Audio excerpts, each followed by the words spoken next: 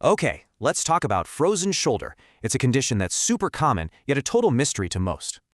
You know that feeling? When simple things like reaching for a cup suddenly become impossible?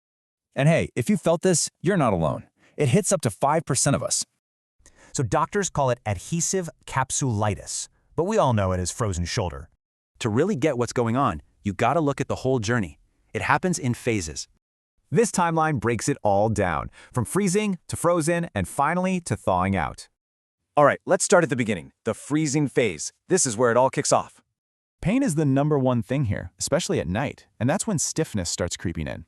So what is actually going on inside your shoulder to cause all this? Well, a diagnosis usually starts with a clinical exam, but imaging is what really tells the tale. And a huge clue is a shrunken joint capsule. Think of it getting all thick and tight. Just look at the difference here. On the right, you can see how much space is just gone. But advanced imaging gives us even more specific evidence. It's like being a detective.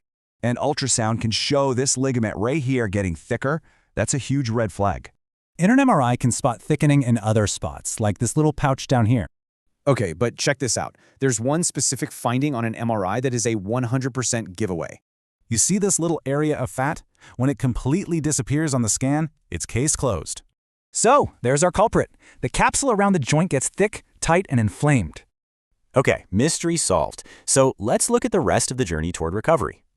During the frozen phase, the pain starts to fade, but stiffness sticks around. Then comes thawing. The whole goal of treatment is pretty straightforward. Ease the pain and get that motion back. So, what's the takeaway? The diagnosis is clinical, but imaging nails down those key signs. So if we understand the journey, how does that empower us to deal with it better?